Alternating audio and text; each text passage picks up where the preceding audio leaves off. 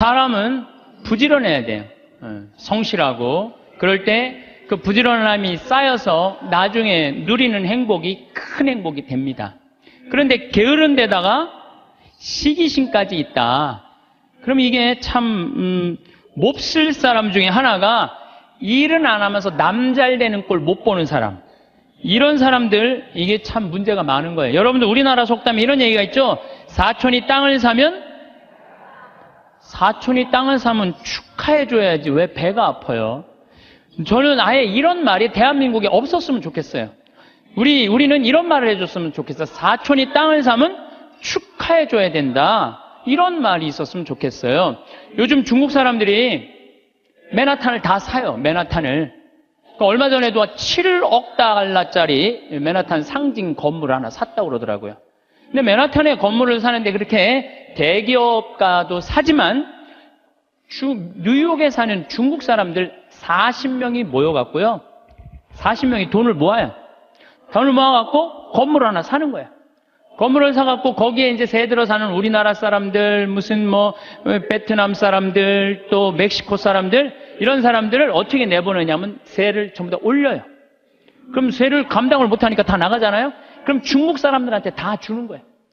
그래갖고 자기네들끼리 상권을 형성하는 거죠. 그래서 그걸 우리가 화교, 그런 지역을 그러잖아요. 차이나타운이라고 그러잖아요. 차이나타운. 중국이요, 여러분들, 해외에 나가 있는 중국 사람들이 3,500만 명이 나가 있대요. 그런데 이 사람들의 자본이 얼마냐면 2조 달러래, 2조 달러. 우리나라가 1년에 수출입 다 합쳐갖고 1조 달러예요, 우리나라는 1조 달러. 근데 얘네들 자본이 2조 달러를 어떻게 하느냐면은 자기 본토에다가 다 투자하는 거야.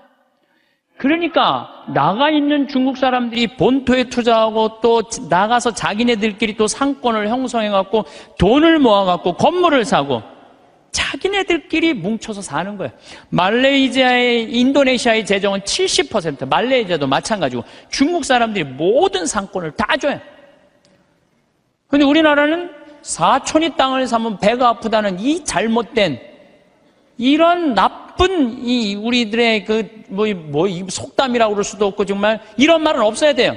사촌이 땅을 사면 어떻게 해줘야 돼? 축하해줘야죠. 근데 우리는 남 잘 되는 꼴을 못 봐. 누가 좀 조금만 뜨면은 그 사람 그냥 깎아내리기가 바빠. 이래서는요, 이 세계 속에서요, 살아갈 수가 없어요. 개인으로도 불행하지만 국가적으로도 불행하다는 거예요. 중국 사람들보다 더 무서운 사람이 누구냐면 유대인이에요, 유대인. 유대인들은요, 얼마나 무시무시하냐면은 폴란드에서 사는 유대인, 러시아에서 사는 유대인들이 여기서는 도저히 못 살겠다. 미국으로 가야 되겠다. 미국에 딱 가면 공항에 딱 내리면은요, 이민자 협회 회가 있어요. 그래갖고 그 사람을 아파트를 빌려주고 또 취직까지 다 시켜줘요. 그 사람이 일었을 때까지 잘해줘요. 근데 우리나라는 공항에 딱 어리삐리하고 도착하면은 이거 그냥 갖고 싸들어온 돈 다 등쳐먹기 바빠.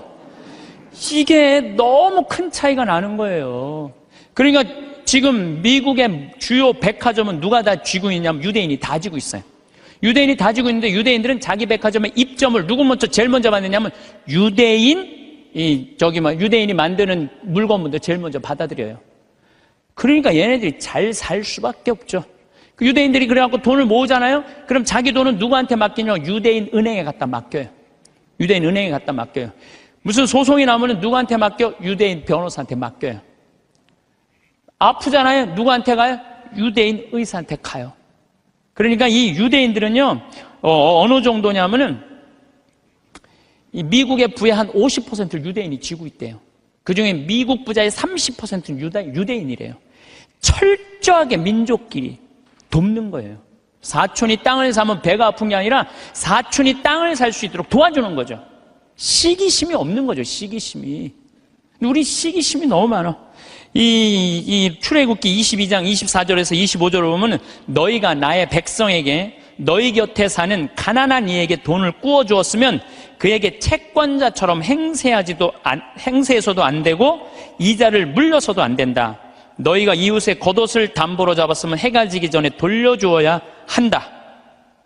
이게 유대인들은요, 민족끼리는 서로 책임진다. 이게 철저해요. 근데 우리나라 사람들은 제가 외국에 나가보면요, 다 개인적으로는 잘 살아요. 근데 다 같이 모여갖고 건물 샀다는 얘기는 한 번도 들어본 적이 없어. 예. 우리가 이게 안 되는 거예요. 개인적으로는 특출나지만은 이게 서로 축복해주는 게 안 되는 거죠. 미국에 7대 영화사가 있는데 이 중에 6개가 유대인이에요. 6개가 파라마운트, MGM, 워너브라더스, 유니버설, 21세기 폭스, 다 유대인이 만든 영화사예요. 할리우드의 모든 건 디즈니, 월트 디즈니만 미국 사람 거예요. 근데 이 월트 디즈니도 CEO가 20년 동안 유대인이 하고 있어요. 그러니까 황금알을 낳는 건 다 유대인이 쥐고 있는 거야.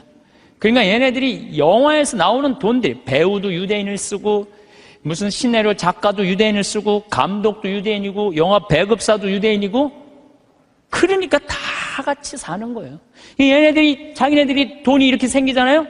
그럼 이 돈을 또 미국에 있는 유대인들은 어디다 보내냐? 본토에 보내요. 이스라엘, 팔레스타인 이쪽으로 보내는 거예요. 그러니까 서로 협력해서 사는 거죠. 잘 나가는 사람 시기하면요, 분열이 일어날 수밖에 없어요. 근데 성당에서도 하다못해 주일학교 하나를 운영해도요, 이게 깨지는 경우가 시기심 때문에 깨져요. 시기심 때문에. 성당도 왜 깨져? 전 총회장단하고 후임 총회장들하고 서로 시기심 때문에 성당도 깨지는 거예요. 시기심이 참 많아요. 하나님께서 양을 바친 아벨의 제물은 봐두고 곡식을 바친 카인의 제물을 받지 않자 어떻게 해요? 카인이 아벨을 죽이잖아요. 시기심 때문에 그러는 거예요. 시기심 때문에. 사무엘 이서의 이 상권의 18장 7절에 보면은 지금 PLO, 이스라엘 맨날 테러하는 걸 PLO라고 그러잖아요.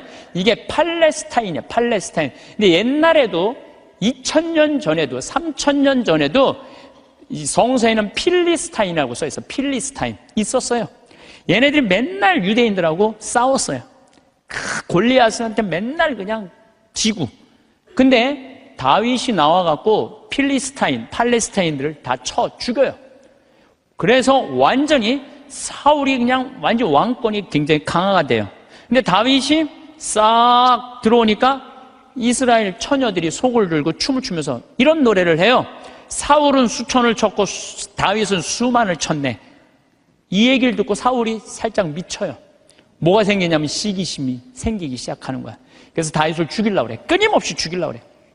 끊임없이 죽이려고 그러고 하다못해 딸 미가를 다윗한테 줘요. 사위야, 사위. 그런데도 죽이려고 그래요. 결국은 그 능력 있는 다윗은 사울 곁을 떠나요. 사울 곁을 떠나니까 사울이 훌륭한 장수를 잃어버렸잖아요. 훌륭한 장수를 잃으면 필리스틴하고 싸우다가 마지막에 다 죽고 자기만 남아요. 어떻게 했겠어요? 스스로 자기 배를 칼로 자기 자살해, 자살. 다윗을, 그 능력 있는 다윗을 자기 옆에 왕으로 데리고 있었다면, 시기심을 가지지 않고 데리고 있었다면 아마 사울은 이스라엘 처음으로 통일한 왕으로서의 그 대단한 명성을 누렸을 거야. 근데 그놈의 시기심 때문에 모든 걸 다 잃어버리는 거죠. 여러분들, 우리들 다 마찬가지예요. 여러분들 가만히 보면요, 뭐 때문에 우리가 깨지는, 교회 분열도 시기심 때문에 깨지는 거예요. 오죽했으면은 예수님께서 최후의 만찬 끝나고 제자들의 발을 씻겨주고 난 다음에 마지막 기도가 뭔지 알아요? 거룩하신 아버지, 아버지께서 저에게 주신 이름으로 이들을 지키시어 이들도 우리처럼 하나 되게 해주십시오. 예수님 마지막 기도도 뭐야? 분열이 일어나지 않고 하나가 되길 바라는, 하나를. 근데 성당에서 내가 주일학교 이렇게 보면은 한 20명, 30명 교사들이 있으면 내가 또 이뻐하는 교사가 있잖아요. 그 이뻐하는 교 한 명만 이뻐하면요, 나머지 한 15명, 20명 다 적이 돼버려. 딱 반으로 나눠져요. 그래서 누구 이뻐할 수도 없어. 그놈의 시기심 때문에. 사랑도 못하는 거, 그놈의 시기심 때문에. 사랑도 못해, 사랑도. 사도 바울은 고린토전서 1장 10절에 교회의 분열을 걱정하면서 이런 편지를 써요. 모두 합심하여 여러분 가운데 분열이 일어나지 않게 하십시오. 여러분이 저마다 나는 바오로 편이다, 나는 아폴로 편이다, 나는 계파 편이다, 나는 그리스도 편이다 하고 말한다는 것입니다. 그리스도가 갈라지셨다는 말입니까? 분열이 얼마나 심했으면 이런 말까지 했겠어요. 시기심으로 생긴 분열은요, 공동체를 망가뜨려요. 마음 안에 시기심이 있는 사람은요, 평화로울 수가 없어요. 뭐 여러분들 잘 알겠지만 이 영화 아마데우스의 그 모차르트하고 살리에르라고 그랬잖아. 살리에르가 너무 모차르트를 시기해갖고 마지막에 모차르트 막 계속 힘들게 작곡 이때까지 해야 된다 그러면서 그냥 거기에 그냥 막 모차르트가 막 해갖고 모차르트도 빨리 죽지만 살리에르도 결국은 정신분열로 정신병원에서 생을 마감을 해요. 그러니까 남을 축하해주는 사람은요 복을 받는데요, 남 안 되게 시기하는 사람은요 그만큼 고통을 겪는 거예요. 친구가 성공하거나 사회에 승진하면 축하해주는 넓은 아량이 있어야 돼요. 남 시기한다고 내가 행복한 게 아니에요. 남 부러워한다고 내가 행복한 게 아니에요. 나는요 달리기를 정말로 못해요. 정말로 초등학교 뛰면 꼴등이야.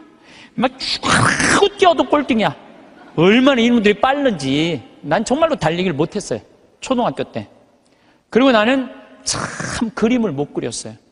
제가 이렇게 뭐 옛날엔 그림의 필요성을 별로 몰랐는데 뭐 외국에 다니고 뭐 미술관에 다니다 보면 막 뭐 얘네들이 막 고흐 막 이런 애들이 그림 그리는 거 보면요 내 마음 안에서 막 예술혼이 막 불타요.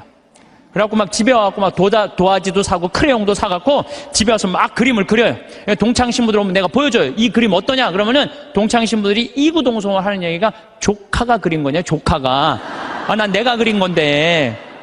한 7살 정도 애가 내 그림을 보고 안 웃는 사람이 한 명도 없었어요. 명작이지, 보고 웃는 거 보면은. 그런데 수준은 조카가 그린 그림이냐. 난 그림을 참 못 그려요. 또 나는 수학을 참 못해요.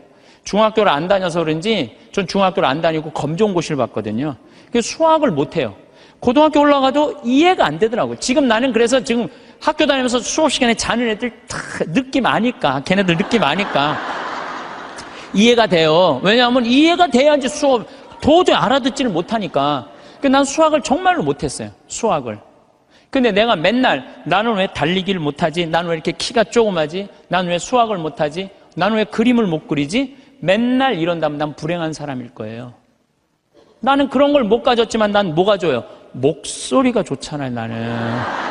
네, 목소리가 좋잖아요. 저는 제가 목소리 좋은 거 어렸을 때 어떻게 알았느냐면 애들이 막 발표할 땐 다 시끌시끌해요. 근데 내가 일어나고 발표하면 다 조용해요. 이게 귀가 확 들리나 봐요, 귀가. 그래서 제가 왜 목소리 좋은 줄 아느냐면은 사복을 입고 내가 음식점에 가서 음식을 시키면요 많은 분들이 나한테 이렇게 물어요. 내가 사복을 입었으니까 내가 누군지 어떻게 알아요? 근데 내가 음식을 딱 시키면요 저한테 딱 하는 말이 있어요. 혹시 성우시냐고. 그러니까 내가 생긴 게 잘생겼어, 키가 커, 뭐가 있어. 딱 목소리만 듣고 혹시 성우시냐고. 그래서 수도 없이 들어요. 성우시냐는 얘기를 정말 많이 들어요. 그리고 나는 내가 그 음향 박사님이 제 목소리를 분석을 해줬어요. 신부님 목소리는 톤이 높은데 굵대는 거예요. 톤이 높고 굵으면요 똑같은 단어를 얘기해도 내 말은 귀에 꽂힌다는 거예요, 내 말을. 그러니까 내가 이렇게 평화방송에 이렇게 신부님들 나와서 쭉 강론하시잖아요, 스님들 강론하시잖아요, 강의하시잖아요. 내용을 들어보면 내가 받아 적을 정도로 내용이 좋아요. 근데 그분들한테 단점이 뭐냐면은 예수님께서는 부활하셔갖고 3일 만에 오셔갖고 성령을 보내셔갖고 승천을 뭐 하셔갖고 제자들이 뭐, 그러니까 정말로 듣기 좋은 내용인데 톤이 거의 같고 목소리 톤이 낮기 때문에 집중이 안 되는 거예요. 근데 난 한마디라도 예수님께서 부활하셔갖고 또 다시 오셔 승천하셔갖고 성령, 그러니까 단어 하나하나가 똑같은 말인데도 목소리 때문에 제가 받는 이득이 너무너무 많아요. 그러니까 저는 중학교, 고등학교 때도 미사 해설하고 독서하고 뭐 신학교 때도 무슨 뭐 세미나 발표하고 이럴 때 제가 목소리 좋은 걸 저 자신도 알아요. 그래갖고 내가 서품 받을 때 난 다른 거 달리기 잘해달라고 나 기도한 적 없어요. 서품 받을 때 뜀 잘 뛰게 해달라고 그런 적도 없어요. 나는 누워서 이 재단에 엎드려갖고 주님한테 딱 2가지 부탁했어요. 강론 잘하게 해달라고, 또 하나는 글 잘 쓰게 해달라고. 신부가, 나는 신부 중에 키 큰 신부 별로 소용없다고 생각해요. 아니 복음 선포하는데 키가 무슨 상관이야. 네. 그리고 난 생긴 것도 그렇게 중요하다고 생각하지 않아요. 제가 그 보좌 신부 때 굉장히 15,000명, 16,000명 본당에 보좌 신부를 했었어요. 그러면은 저 뒤에 있는 분들은 내 얼굴이 안 보여요. 그러니까 미사참대 뒤에 하시는 분들은 끝까지 내 얼굴 몰라, 1년 내내. 근데 그분들이요, 10년 후, 20년 후 와갖고 내 목소리 딱 들으면요, 목소리가 생각이 난다는 거예요. 목소리만 좋으면 됐지, 뭐 키 커서 뭐해. 그렇지 않아요? 그러니까, 과연 내가 받은 게 뭘까? 내가 받은 게 뭘까? 여기 계신 분들, 하느님께서 하나씩 다 주셨어요. 다 주셨어요. 신부님, 전 받은 게 정말 아무것도 없는 것 같은데요? 밥 잘하는 것도 재능이에요. 밥 잘하는 것도. 나는 우리 이 주방장님, 우리 생태마을의 주방장님 있는데 정말로 음식을 맛있게 해요. 그러니까 그냥 최고의 주방장이 되는 거잖아요. 얼마나 청소 잘하는 것도 나는 재능이라고 생각해요. 정리정돈 잘하는 사람. 우리 조카가 얼마 전에 여자 조카랑 밥을 먹는데 자기가 대학 다닐 때 고등학교 졸업하자마자 빌딩 청소한 사람이 있어요. 1,000억을 넘게 벌었대요. 자기는 항상 정리하는 걸 너무너무 좋아했대요. 빌딩을 정리하고 나면 기분이 너무너무 좋다는 거예요. 그래갖고 그렇게 해서 자기가 1,000억이 넘는. 그러니까 우리가요, 여러분들 자녀들 가운데 너무 비교하면 안 돼요. 우리 애가 너는 왜 수학경시대 1등을 못 해왔냐? 너는 왜 사법고시 합격을 못 해왔냐? 왜 달리기 잘하는 애가 왜 수학경시대 1등을 해야 돼? 달리기만 잘하면 되지. 그렇지 않아요? 여러분, 유현진 선수한테 지금 사법고시 합격해오라고 그러면 유현진 선수 사법고시 합격해올 수 있어요? 유현진 선수 뭘 잘해? 공 잘 던지나요? 하나만 잘하면 돼요. 또 지금 사법고시 합격한 애한테 너 메이저리그 갖고 공 던지라, 메이저리그 입구에도 못 가요. 사람이요, 그러니까 제가 생각하기는 지 멋이 없어서 그래. 지 멋대로 살 줄 알아야 돼. 자기 생긴 대로 살 줄 알아야지. 그리고 거기다가 남을 축복해 줄 수 있는 마음을 가지고 있는 사람들은요, 진짜 행복한 사람이에요. 진짜 행복한 사람. 그래서 저는 제가 뭐 키도 안 크고 힘도 안 세고 몸도 조그맣고 뭐 이래도요, 나는 내가 받은 게 뭔지 너무너무 잘 알아요. 난 내가 받은 게 목소리라는 생각, 정말 하나님한테 감사해요. 난 어머니한테 정말 감사해요. 어머니, 나 이렇게 조그맣게 낳아줘서 목소리 좋게 낳아주셔서 너무너무 감사하다고. 이 목소리 하나만 가지고도 뭐 기업체 강의 다니죠, 뭐 무슨 정부기관 강의 다니죠, 뭐 별 군데 다 강의 다녀. 하다 아침마당에까지 와서 강의해 다녀. 아침마당에까지 생각을 해봐요. 이 목소리라는 게 내가 받은 하느님의 최고의 은혜라는 거죠. 저는 가끔 의사 선생님들이 주식 투자하다가 쫄딱 망하고 마지막에 자살하는 분들 가끔 봐요. 의사가 되는 게 쉬운 일이에요. 정말로 어려운 일이에요. 그 공부하려면 얼마나 힘들어요. 그러면은 그렇게 7년, 6년 동안 뼈가 빠지게 의사 공부했으면 의사만 하면 되지. 주식 투자는 왜? 그렇지 않아요? 그러니까 자기가 잘할 수 있는 걸 계속 하는 게 제일 중요한 거예요. 그런데 이상한 데다가 방향을 돌리면은요, 망하는 거예요. 뭐 아까 잠깐 강의 들어오기 전에 보니까 어떤 영화 배우가 25년 동안 버는 거 쫄딱 망했대. 영화 배우는 연기만 잘하면 돼요. 다른 거 이상한 거 하다가 되게 망하는 게 자기가 잘할 수 있는 걸 안 해서 그래. 자기가. 그러니까 여러분들 자녀들 가운데서도 공부만 해야 된다는 거, 이 머릿속에 이거 빼세요. 공부 빼고는 나머지 다 잘하는 애들 많아요. 공부 빼고. 그런데 나머지 다 잘하는 건 그건 소용없어. 수학하고 영어만 잘하면 돼. 이게 대한민국의 불행에, 제가 지난주에도 말씀드렸지만은 대한민국의 불행으로 가는 길이에요. 불행으로 가는 길이에요. 그래서 자기가 잘할 수 있는 일을, 내가 포크레인 저 잘해요. 포크레인 정말 잘해요. 내가 뭐 하루 종일 포크레인 가지고 황토 집 질 때도 포크레인으로 지는 황토도 잘 개요. 근데 내가 포크레인 하면서 깨달은 게 뭐냐면 아침부터 밤 6시, 7시까지 하는데도 하나도 안 지겨워. 10시간을 여러분들 공부하라고 그래봐요. 나 아마 미칠 거예요. 10시간 공부하라고 그러면. 근데 포크레인을 10시간 하면 그냥 하나도 안 지겨워. 시간 가는지도 모르고. 일이라는 게요, 내가 재미가 있고 몸에 이렇게 탄력이 붙으면요, 일처럼 재미난 게 없어요.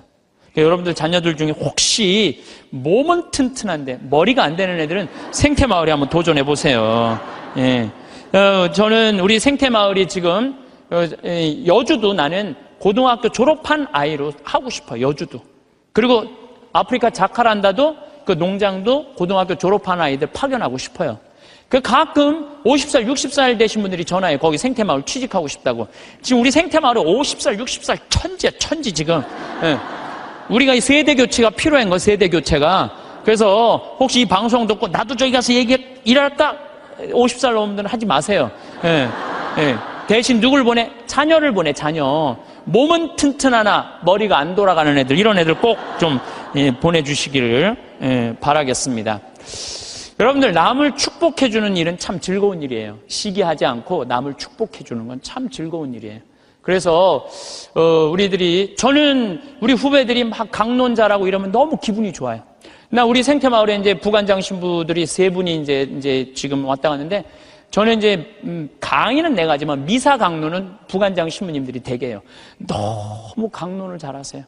그러니까 사실 제가 강의하는 거에 많은 부분들은 부관장 신부들이 강론하는 걸 듣고 내가 그걸 갖고 여기서 하는 거예요. 그래서 내가 부관장 신부들한테 손을 꼭 잡고 너무 고마워. 나한테 이런 재료를 제공해줘서 너무너무 고마워. 참, 이렇게 후배 신부들이 강론 잘하는 거 보면 기분이 너무 좋아요. 그것도 막 사목 잘하면은 막 박수 쳐주고 싶고. 그럼 내가 행복해요. 근데, 저놈의 새끼 봐라. 나보다 강론을 잘하네? 이때부터 불행해지는 거예요. 남을 내가 조금 능력이 모자라도 잘하는 사람을 이렇게 칭찬해 줄 때 나도 행복하고 너도 잘 살고 나도 잘 사는 거야. 중국 애들이 지금 본토는 뭐 하느님 안 믿어갖고 엉망이지만 나가 있는 중국 사람들은 대단하거든. 유대인은 말할 것도 없고, 유대인들은 말할 것도 없고. 나는 우리나라가요, 사촌이 땅을 사면 축하해 준다.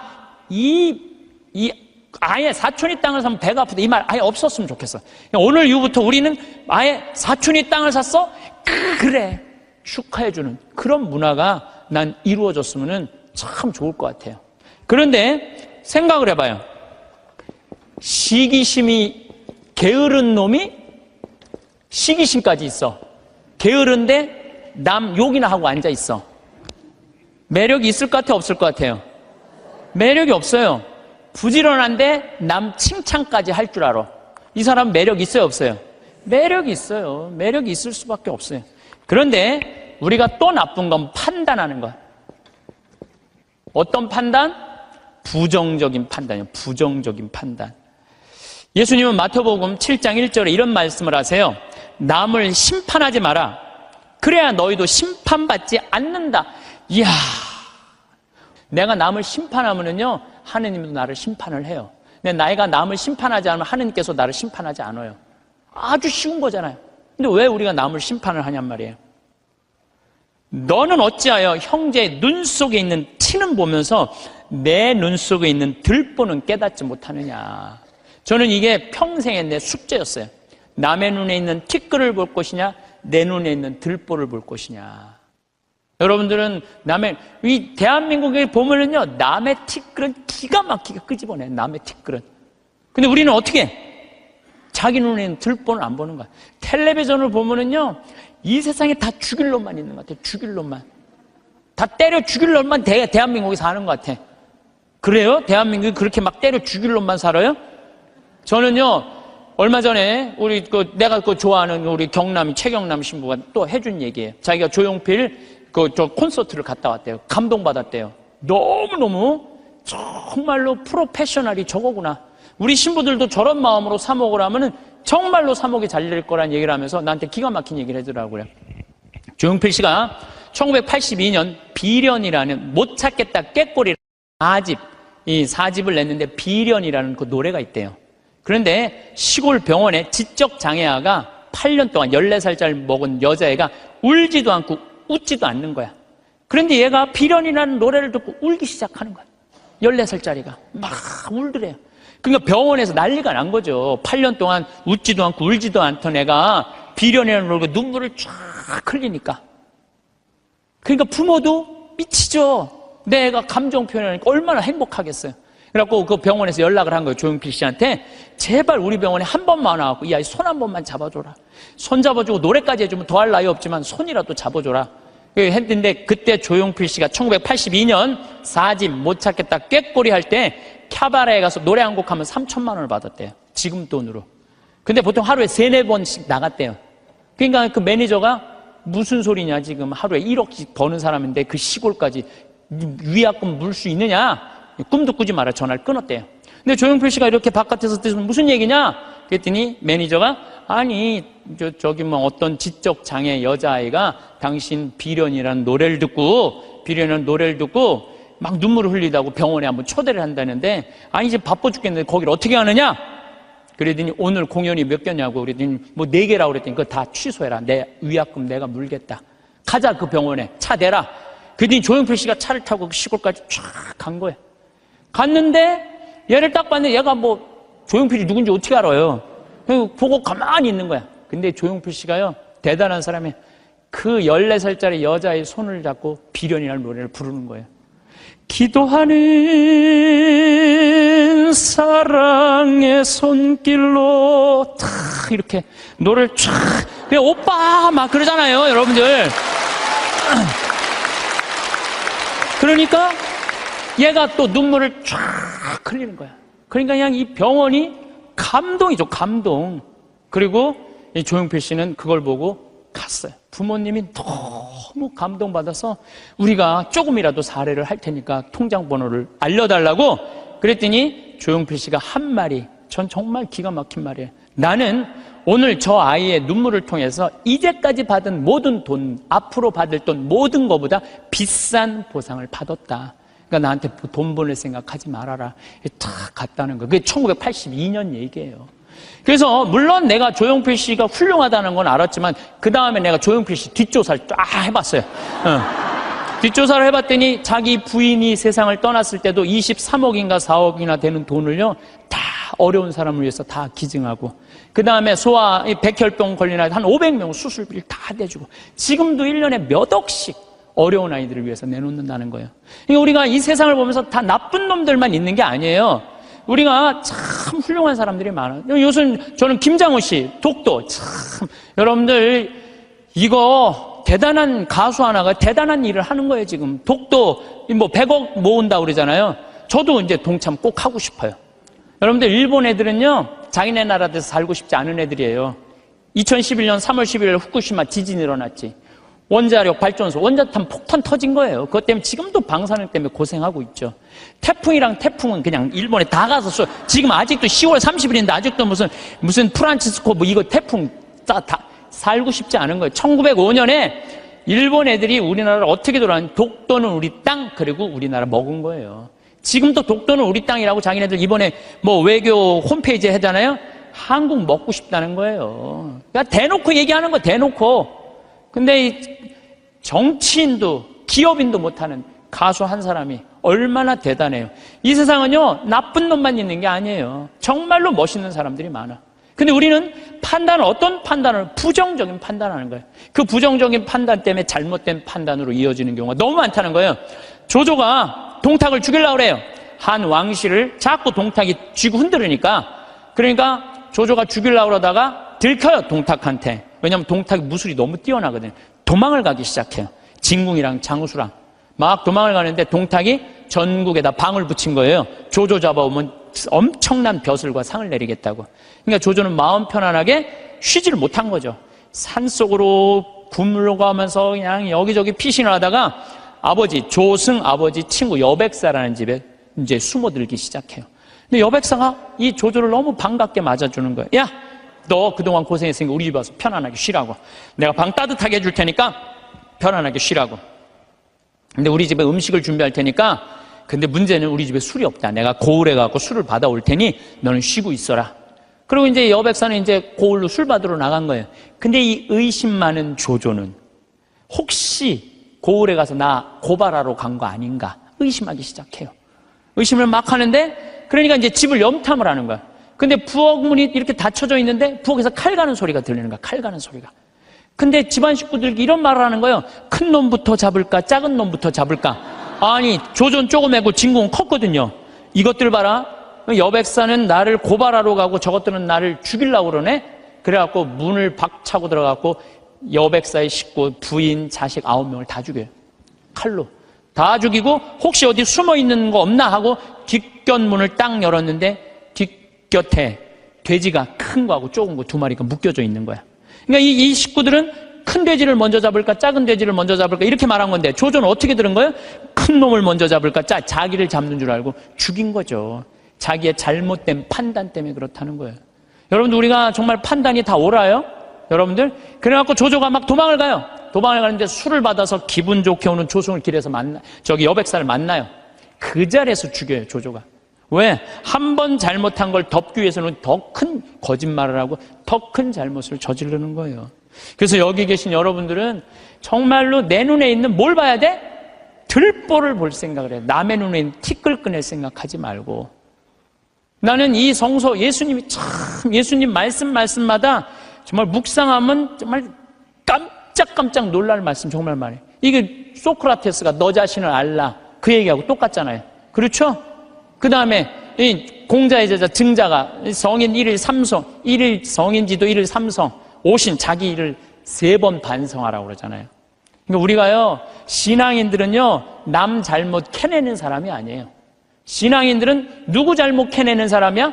내 잘못 캐내는 사람이야. 내 잘못을 캐내갖고 나를 똑바로 세우는 게 신앙이냐. 근데 자기 자신이 어떤지도 모르고 남만 특히 성당 다니면 활동하면은 자기 모습은 안 보이고 누구만 보여? 남만 보이잖아. 누구는 어쩌고 누구는 어쩌고 레디오 단장은 어떻고 꾸리아 단장은 어떻고 저건 어떻고 막 남욕만 디립다 하잖아요. 근데 남욕할 시간 있으면 누구 들여다봐? 자기 들여다. 부처님 제자 넷이서 장인들끼리 토론했어. 야 인생 살아가면서 제일 괴로운 게 뭐냐? 그랬더니 한 제자가 사랑이다 사랑. 얼마나 사랑 때문에 우리가 고통을 많이 겪어요. 우리가 이 세상을 살면서 남녀 문제 수도 없는 갈등의 원인이잖아요. 그랬더니 옆에 있던 제자가 아니다 사랑보다 더 고는 건 배고픔이다. 그렇죠. 배고픔의 고통 이거 정말 힘든 거죠. 오죽하면은 대학 교수가 그 돈 몇 푼 받아보겠다고 교수 자리까지 올라가기가 얼마나 힘들어. 그런데 부정 입학 몇백만 원 받아갖고 부정 입학하고 교수 자리 쩔러나가고 이게 배고픔의 고통 때문에 배고픔. 그냥 먹어도 배고픈 게 이게 인간의 욕심이에요. 인간의 욕심. 그랬더니 또 한 제자가 아니다 그것보다 더 무서운 거 분노다 분노. 화가 자기 화를 조절하지 못하는 거 이건 저도 동의해요. 사실 저도 인생 살다 보면은 내가 싸운 게 한순간 무너지는 게 뭐냐면 분노 때문에 그래요. 분노. 그랬더니 또 한 제자가 아니다 그거보다도 더 슬픈 건 죽음에 대한 공포다. 맞죠. 우리 인간이 뭐든지. 그랬더니 그게 다 됐더니 부처님이 하시는 말씀이 아니다 그것보다 더 슬프고 고통스러운 거는 자기 자신이 누구인지 모른 채 살다가 죽는 거다. 내가 어디서 와갖고 어디로 가는지 내가 뭘 하는지 내가 어떻게 살면서 행복한지 아무것도 모르고 그냥 쫓는 게 뭔지도 모르고 그러고 살다가 죽는 게 저는 부처님 말씀에 저도 동의해요. 예수님 남의 눈에 있는 티끌 볼 생각하지 말고 자기 눈에 있는 들뽑을 생각을 해라고. 그래서 여러분들 항상 우리가 판단을 할 때 부정적인 판단을 할 거냐 긍정적인 판단을 할 거냐 이게 아주 중요해요. 근데 요즘 텔레비전을 보면은 여러분들 우리나라 텔레비전 뉴스 보면 한심해 안 한심해요? 한심하죠? 정치인들 정말로 내가 지난번에 생명을 살리는 말씀에도 얘기했지만 진짜 서로 진짜 지금까지도 한심해요. 조금만 정말로 한심해요.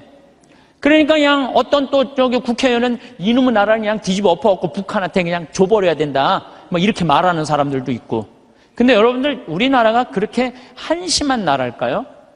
저는요 5,000년 역사상 우리나라가 5,000년 역사상 지금처럼 잘 먹고 잘 사는 적은 없어요. 5,000년 역사상 고려시대 우리 원나라 조공 바쳤어요. 고려시대 때 원나라한테 조공만 바쳤어요? 왕자도 다 보냈어요.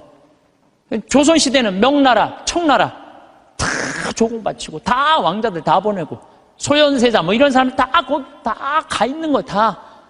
그리고 그냥 청나라 끝나고 나니까 그 다음에 누구한테 나라 뺏겼어요? 일본한테 나라 뺏겼어요. 1,000년 이상을 통일국가 다 나눠져서 싸우고 지금도 나눠져 있지만 그렇게 우리나라 역사가 질곡의 역사를 갖고 있어요. 그런데 이 5,000년 역사상 지금처럼 우리나라가 강성했던 적은 없어요. 우리나라가 경제 규모가요 1조 달러야. 무역 규모가 세계 8위, 경제 규모는 세계 15위예요. 근데 일본은 6조 달러야. 무역 규모가. 중국이 8조 달러, 미국이 14조 달러야. 그러니까 우리가 사실은 참 우리나라도 피곤한 나라야. 양쪽에 너무 센 놈들이 있는 거예요. 중국하고 일본하고. 근데 중국하고 일본이 경제 규모가 일본이 6조 달러, 중국이 8조 달러예요. 우린 1조 달러밖에 안 돼. 근데 그전에는 1조 달러도 안 됐어. 그러니까 참 조공바치고 살았던 거죠. 그런데도 또 전 세계에서 일본 놈하고 중국 놈 무시하는 것도 대한민국 사람밖에 없어요, 또. 근데 제 생각엔 그래요. 제 생각에는 그래도 5,000년 역사를 보면 지금처럼 우리가 잘 살고 잘 먹고 잘 사는 적이 없어요. 여러분들, 우리나라 차 잘 만들어요. 차 잘 만들어요. 제가 지난 9월 달에 미국 뉴욕의 자살방지 협회에 가서 강의를 갔다 왔는데 초청한 회장님이 차를 이번에 싹 바꿨대요. 워낙 돈이 많은 분이라 에쿠스, 볼보, BMW, 렉서스 5대를 다 바꿨대요. 근데 그 중에 제일 마음에 드는 게 에쿠스래요. 나한테 정말 그런 말을 하면서 한국이 차 브랜드가 떨어져서 그렇지 한국 차 잘 만든다고. 그것도 40년 만에. 남들은 100년, 120년 됐는데 40년 만에 이렇게 쫓아온 것에 대해서 자기는 에쿠스를 타고 다니면서 너무너무 자랑스럽다는 거예요. 그런데 대한민국 차를 누가 제일 무시하느냐? 대한민국 놈들이 제일 무시해요. 이게 부정적인 시각으로 바라보는 거, 부정적. 텔레비전 잘 만들고. 그렇잖아요. 또 휴대폰 잘 만들고. 제가 이 휴대폰도 아이폰 막 나오고 난리 칠 때 제가 그랬어요. 앞으로 내가 우리나라 휴대폰을 봐서는 전 세계 시장 1위를 할 거다. 4, 5년 전에 내가 방송 때도 얘기했어요. 지금 1위 하잖아요. 정말로 잘 만들어요. 에어컨 잘 만들고, 냉장고 잘 만들고. 그러면은 좀 긍정적으로 봐야 될 거 아니야. 긍정적으로. 근데 막 온 세상에 떠도는 얘기는 곧 망할 것 같은 얘기를 아니, 오죽하면 요즘 달러 떨어져갖고 지금 주식을 40일인가 50일째 우리나라 주식만 산대잖아요. 우리나라만 우리를 무시하는 거예요. 이러면 안 된다는 거예요, 여러분들. 제가 개인적인 판단도 문제가 있지만은 국가 전체의 분위기도 부정적인 생각. 나는 요즘 이렇게 텔레비전을 보면 진짜 좀 죄송한 얘기지만은 언제 나라에서 늙었다고 용돈 준 적이 언제 있어요? 5,000년 역사상. 요즘 준대잖아, 요즘. 어? 아니, 늙었다고 나라에서 용돈 준대잖아. 65세 넘었다고. 그러지 않아요? 근데 여러분들 이거 언제부터 줬어요? 10년 전부터 줬어요, 용돈. 54,000원, 5만원 주기 시작해갖고 지금 94,000원, 95,000원이 지금 내년 7월 달부터는 20만원 준다는 거예요. 물론 100% 다 주면 좋지만 상위 30%는 안 주고 하위 70%는 준다는 거예요. 20만원. 여러분들 자식이 다달이 20만원씩 줘요? 자식도 안 주는 용돈 준대잖아, 나라가. 에? 그러니까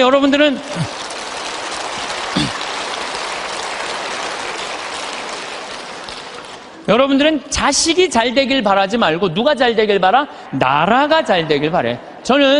제가 장담합니다. 앞으로 우리나라가 3만 달러, 4만 달러 넘었으면은요, 여러분들 65세 넘은 분들 30만 원, 50만 원, 60만 원 다 넘어가요, 용돈. 그렇게 주게 돼 있어요. 그러니까 여러분들은 우리나라가 긍정적인 마음으로 정말 나라가 융성할 수 있는 그런 마음으로 나라가 잘 되길 바라야 되는데 우리는 입만 열면 조금 있으면 망해야 된다고, 조금 있으면 망해야 된다고 이렇게 말하면은요, 그래서 그게 개인적으로나 국가적이나 사회적이나 부정적인 눈으로 세상을 보면 안 돼요. 우리 생태마을에 주창덕 씨라고 북에서 넘어온 탈북자가 한 명이 일을 하고 있어요. 근데 이분이 진짜 그 함경북도에서 살다가 지금 55인가 이쯤 나이가 됐는데 북의 얘기를 들어주면요, 우리 직원들은요 다 뒤로 넘어가는 일이 너무너무 많아요. 이 사람들은요 쌀 구경한 적 없대요. 밀가루도 구경한 적 없대요. 제가 제일 놀라운 건 뭐냐면은 북한 사람들 밀가루 먹고 사는 줄 알았더니 밀가루는 1년에 2번 나온대요. 2번. 그리고 강냉이 죽만 먹고 산대요. 그럼 밀가루를 가지고 수제비를 만들어 먹으면 그게 얼마나 고소한지 모른대요. 그럼 농약을 쳐야지 맛이 이상할 거 아니야. 농약 칠 돈이 있어야지 농약을 칠 거 아니에요. 그러니까 안진뱅이 아마 밀보리로 아마 하는 것 같아요. 그 수제비 먹으면 그렇게 맛있다는 거예요. 근데 그 1년에 딱 2번 먹는다는 거. 나머지는 전부 강냉이 죽을 먹는다. 나머지는 전부. 그런데 우리 이제 생태마을에서 이제 가지튀김을 하면은 우리는 가지튀김만 밀가루 살짝 묻혀갖고 튀기잖아요. 그래갖고 그걸 나가면요, 그 가지를 들고 주방에 들어가요. 그 탈북자가. 그 주방장한테 따져요.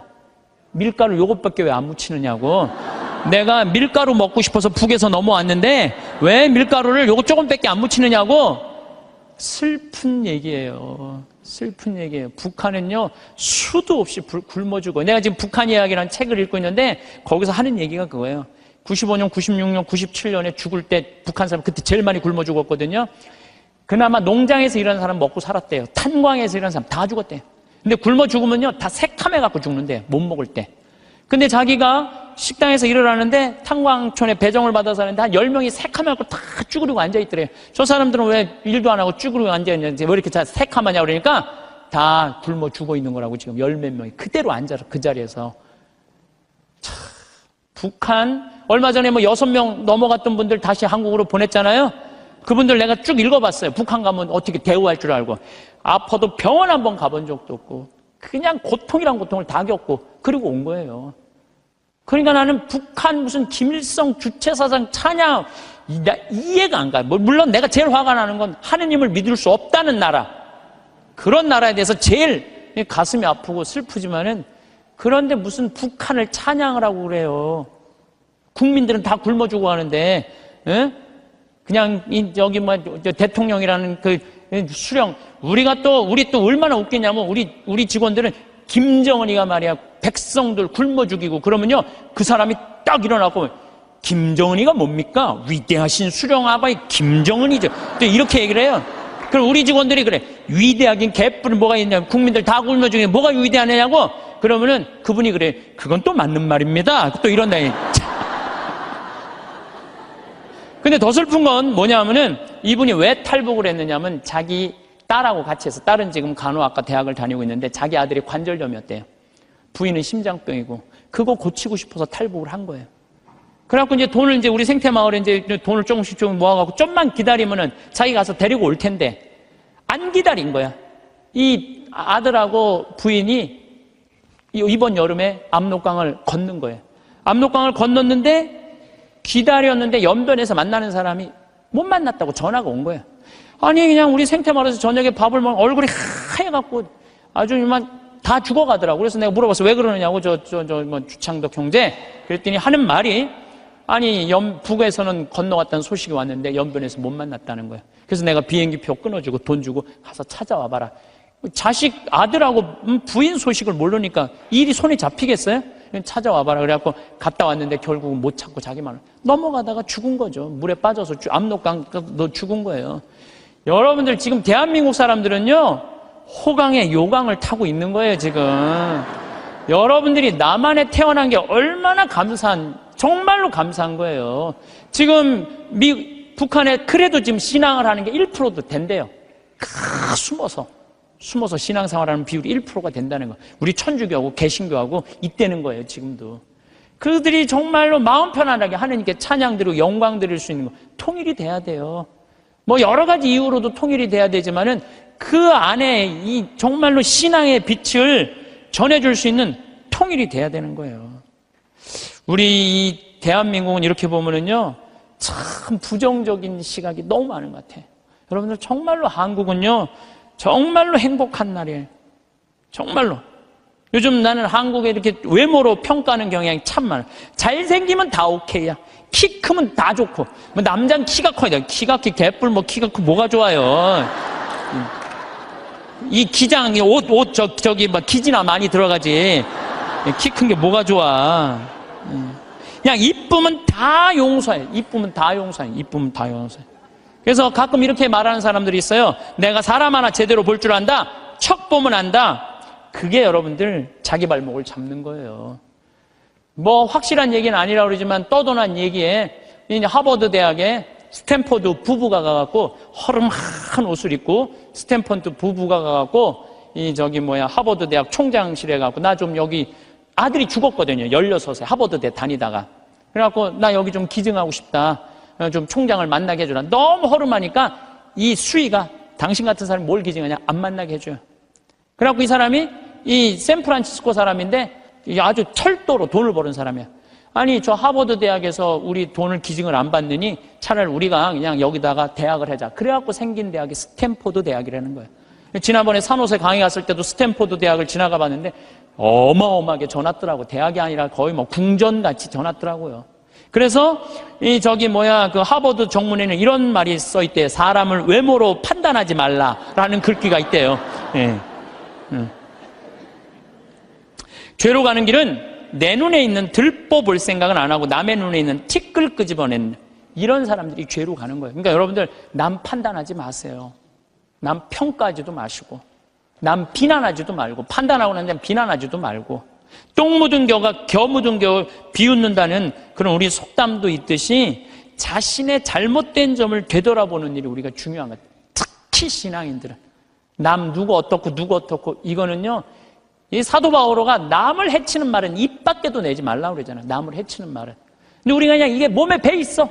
남한테 흠이 되는 말 한마디를 해더라도 우리가 정말로 이거 조심하고 두려워해야 되는데 이게 안 되는 거야. 생각을 해봐요. 게으른 데다가 시기심까지 있는데도 판단을 부정적으로 해. 이 사람 이거 쓸 데가 있는 사람이야, 쓸 데가 없는 사람이야? 쓸모가 없는 사람이야. 여러분들 뒤집어서 이렇게 생각해봐요. 성실하고 남 칭찬할 줄 알고 긍정적으로 모든 세상을 바라볼 줄 아는 사람. 이런 사람 죄 질 것 같아요, 안 질 것 같아요? 죄 안 져요. 이 작은 것들이 모여서 큰 죄가 되는 거예요. 작은 것들이 모여갖고 큰 죄가 되는 거예요. 그래서 저는 우리 교우들이 살면서 항상 긍정의 에너지가 사람을 사랑하고 칭찬해주고 평생의 설계가 돼 있는 그런 분들이 됐으면 좋겠어요. 살다 보면 때로는 작은 게으름이 스르르 찾아옵니다. 이것쯤이야 하고 넘긴 작은 일들이 쌓여 어느새 마음의 짐이 되기도 합니다. 어제와 똑같은 오늘, 오늘과 크게 다르지 않을 것 같은 내일 속에서 새로운 것을 배우거나 작은 변화를 시도하는 일이 버겁게 느껴질 때도 있습니다. 오늘은 피곤하니까 나중에 해도 괜찮겠지 하는 달콤하지만 나른한 작은 속삭임들이 모여 행동을 주저하게 만듭니다. 편안함에 익숙해져 새로운 시도를 망설이거나 꼭 해야 할 일을 잠시 뒤로 미루는 마음, 그것이 반복되면 삶의 활력을 조금씩 잃어갈 수 있습니다. 마치 잔잔한 호수 표면 아래로 가라앉는 낙엽처럼 미루는 습관은 우리도 모르는 사이에 삶의 에너지를 잠식합니다. 그렇게 몸과 마음이 무거워지면 괜스레 다른 사람이 가진 것이 더 커 보이고 부러워지기도 합니다. 삶의 무게는 어쩌면 우리가 스스로 지고 가는 생각의 무게일지도 모릅니다. 그 무거운 생각들은 때로 눈앞의 소박한 기쁨마저 가리기도 합니다. 그 무게를 덜어내고 가볍게 살아가기 위한 첫걸음은 아주 작은 일이라도 지금 하자고 마음먹는 그 순간의 상쾌한 용기에서 시작됩니다. 그 작은 용기 하나가 연쇄적인 긍정적 변화를 일으키기도 합니다. 혹시 누군가가 잘 되는 것을 보며 마음 한구석이 불편했던 적이 있습니까? 왜 그런 마음이 드는 걸까요? 아마도 우리 마음속에는 나도 더 잘하고 싶고 더 많은 것을 갖고 싶은 자연스러운 바람이 있기 때문일 겁니다. 때로는 세상이 정해놓은 성공의 기준에 나 자신을 맞추려다 보니 혹은 더 나아지고 싶다는 건강한 욕구가 방향을 잘못 틀어 남과의 비교에서 자유롭지 못한 것일 수도 있습니다. 하지만 그 바람이 남을 향한 시샘으로 변하면 내 마음만 더 힘들어집니다. 마치 맑은 샘물에 작은 돌멩이 하나가 파문을 일으키듯 시기심은 우리 내면의 평화를 깨뜨립니다. 다른 사람의 빛을 보고 내 그림자를 더 짙게 느끼는 것이 아니라 그 빛을 통해 나도 함께 빛날 수 있음을, 우리 모두의 가능성이 서로 연결되어 있음을 기억해야 합니다. 이웃집에서 잔치가 열릴 때 진심으로 박수 쳐주는 마음은 오히려 내게 더 큰 복을 가져다 줍니다. 다른 사람의 기쁨을 함께 기뻐할 수 있을 때 우리 마음은 한결 가벼워지고 따뜻해집니다. 그렇게 타인의 행복을 빌어주는 마음이 쌓이면 내 삶에도 긍정적인 기운이 감돌기 시작합니다. 진정한 풍요는 잦은 것의 크기가 아니라 나눌 수 있는 마음의 크기에서 오는 것 같습니다. 그리고 그 마음의 풍요는 결코 사라지지 않는, 쓸수록 더 커지며 어떠한 상황에서도 든든한 버팀목이 되어주는 우리 안의 자산이 됩니다. 사람들은 저마다 다른 모습과 다른 재주를 가지고 살아갑니다. 어떤 이는 노래를 잘하고 어떤 이는 맛있는 음식을 잘 만듭니다. 또 어떤 이는 그저 곁에 있는 것만으로도 다른 사람을 편안하게 해주는 재주를 가졌습니다. 오랜 세월 살아오며 터득한 삶의 지혜, 따뜻한 위로의 말 한마디를 건네는 능력, 묵묵히 자기 자리를 지키는 성실함,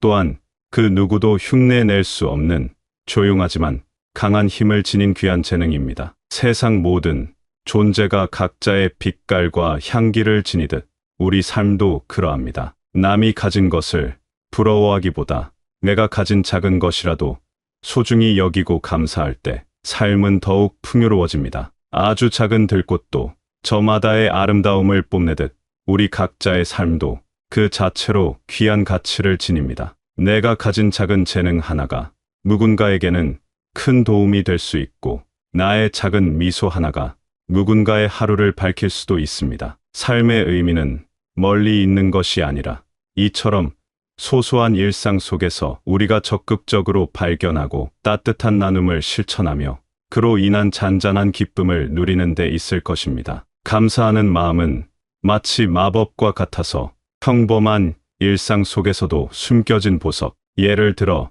창가에 부딪히는 빗소리의 정겨움이나 손주의 해맑은 웃음, 저녁 노을의 장엄한 아름다움 같은 것을 발견하고 그 순간을 온전히 음미하게 해줍니다. 우리는 가끔 다른 사람의 작은 흠은 쉽게 발견하지만 정작 자신의 큰 허물은 잘 보지 못할 때가 있습니다. 왜 그럴까요?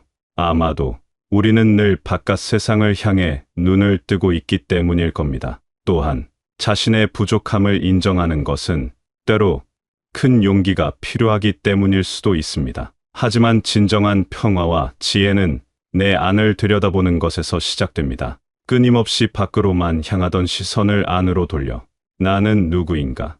나는 무엇을 진정으로 원하는가? 내 마음 깊은 곳에는 어떤 생각들이 숨겨져 있을까? 스스로에게 묻는 과정은 중요합니다. 이러한 물음들은 삶이라는 긴 여정에서 방향을 잃지 않도록 도와주는 내면의 나침반이자 흔들림 없는 등대와 같습니다. 다른 사람을 평가하고 판단하기 전에 먼저 내 마음을 고요히 살피는 시간이 필요합니다. 마치 거울을 보듯 자신을 비추어 보고 어제의 나보다 조금 더 나은 오늘을 만들기 위해 노력하는 모습은 참 아름답습니다. 자신을 아는 것은 세상을 이해하는 첫걸음이며 타인을 너그럽게 받아들이는 바탕이 됩니다. 내 그림자까지도 부드럽게 안아줄 수 있을 때 비로소 다른 이의 그늘진 모습도 따뜻하게 품을 수 있습니다. 이는 자신과 타인 모두에게 이해와 연민이라는 치유의 공간을 열어주는 것과 같습니다. 내 안의 복잡한 감정들을 이해할수록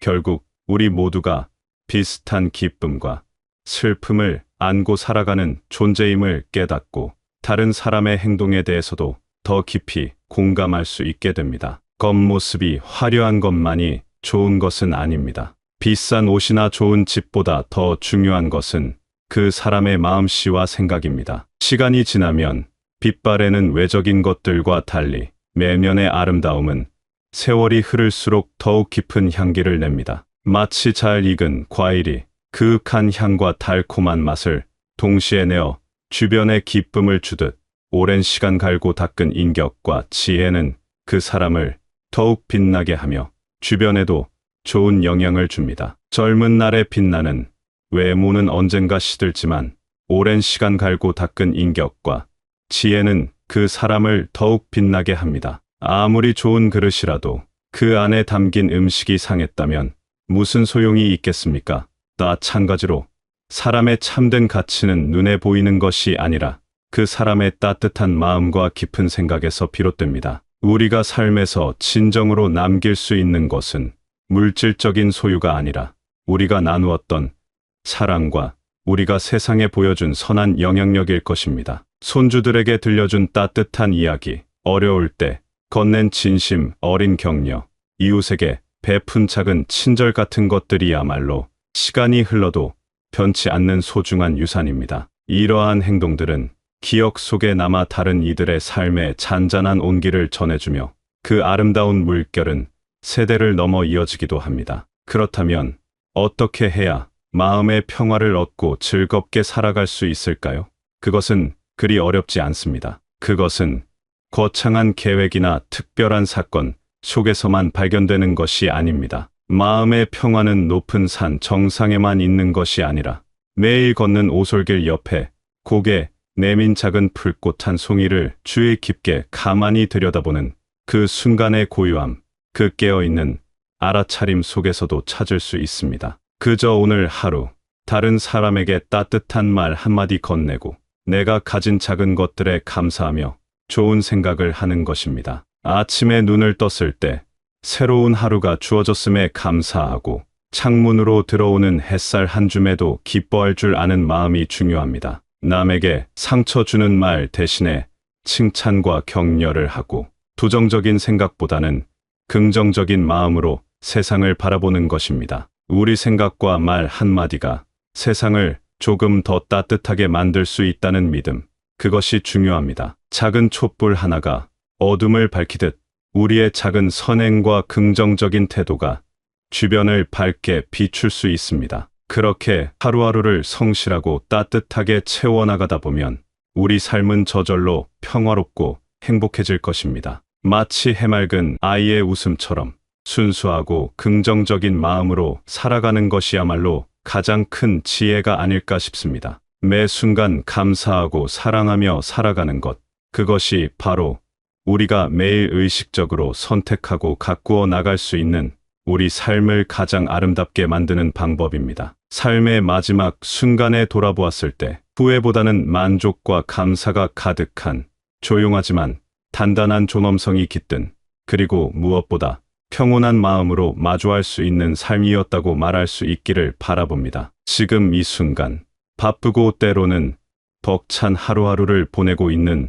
모든 이들에게도 이 이야기가 작은 위로와 힘이 되기를 소망합니다. 삶이란 때로 예측할 수 없는 파도와 같아서 우리를 흔들고 지치게 만들기도 합니다. 하지만 기억해야 합니다. 모든 파도는 결국 지나가고 그 속에서도 우리는 자신만의 중심을 잡고 나아갈 힘을 가지고 있다는 것을 말입니다. 오늘 하루 아주 작은 일에서라도 기쁨을 찾아보고 주변 사람에게 따뜻한 미소 한번 건네보는 것은 어떨까 합니다. 나 자신에게도 수고했어, 괜찮아 하고 다독여주는 시간을 가져보십시오. 당신의 존재 자체로 이미 소중하며 당신이 걷는 한 걸음, 한 걸음이 세상을 이루는 아름다운 무늬가 됩니다. 절망보다는 희망을 선택하고 미움보다는 사랑을 키워나가며 오늘 주어진 이 소중한 하루를 온전히 살아내기를 응원합니다. 당신의 삶은 당신의 것이며